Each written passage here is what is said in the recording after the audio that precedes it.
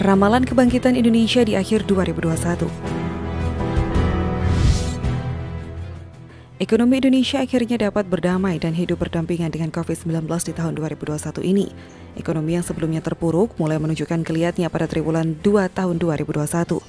Data dari BPS menunjukkan pada triwulan 2 tahun ini, kumulatif laju pertumbuhan ekonomi positif sebesar 3,10%.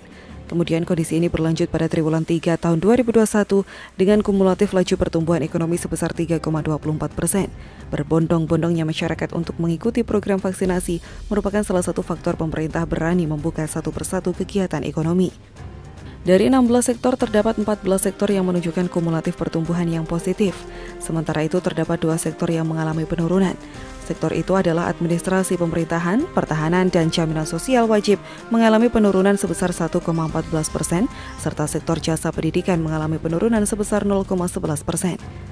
Sampai dengan bulan November 2021, BPS mencatat nilai ekspor non-migas mencapai 21,51 miliar US dollar, naik 2,40% dibanding Oktober 2021.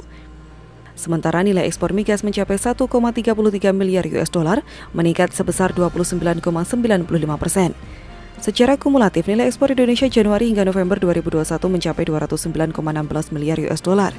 Ekspor tahun ini tentu lebih baik dari tahun sebelumnya, karena pasti pada tahun 2020 hampir semua kegiatan ekonomi terhenti. Sedangkan ekspor pada tahun 2019 sebelum pandemi, nilai ekspor tercatat sebesar 167.683 juta US dollar. Dengan demikian terdapat kenaikan yang cukup besar, yaitu sekitar 24,74% pada tahun 2021. Sedangkan rincian nilai impor migas November 2021 senilai 3,3 miliar US dollar, naik 59,37% dibandingkan Oktober 2021 atau naik 178,79% dibandingkan November 2020. Dan impor non-migas November 2021 senilai 16,30 miliar US dollar, naik 13,25% dibandingkan Oktober 2021 atau naik 40,79% dibandingkan November 2020.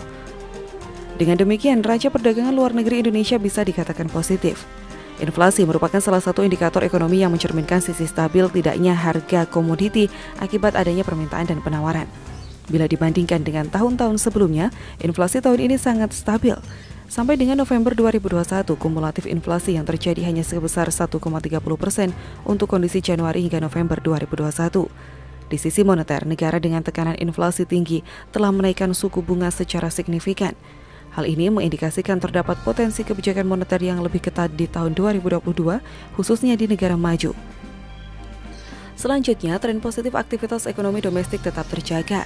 Laju pertumbuhan ekonomi kuartal 4 2021 diperkirakan berada di atas 5,0%, didukung oleh menguatnya aktivitas konsumsi dan investasi, serta masih tingginya ekspor seiring terkendalinya kondisi pandemi COVID-19. Meski pemulihan ekonomi global dan domestik terus berlanjut, volatilitas dan ketidakpastian masih cukup tinggi. Berbagai risiko seperti penyebaran virus COVID-19, varian Omicron, percepatan tapering of AS, meningkatnya tekanan inflasi global, serta perlambatan ekonomi Tiongkok masih perlu terus diperhatikan. Sedangkan menguatnya kinerja ekonomi nasional telah mendorong berlanjutnya peningkatan kinerja APBN. Per November 2021, pendapatan negara mencapai Rp1.699,4 triliun. Realisasi tersebut tumbuh 18,2% year on year, ditopang oleh meningkatnya penerimaan perpajakan, kepabeanan dan cukai, dan penerimaan negara bukan pajak. Di sisi lain, penerimaan pajak tetap tumbuh positif, menunjukkan aktivitas ekonomi bergerak dan sejalan dengan pemulihan ekonomi. Penerimaan pajak hingga akhir November 2021 mencapai Rp1.082,6 triliun. Ekonomi global dan domestik pun terus menunjukkan pemulihan dan memberikan optimisme. Tren positif ekonomi pun turut mendukung kinerja APBN dalam mendukung pemulihan ekonomi.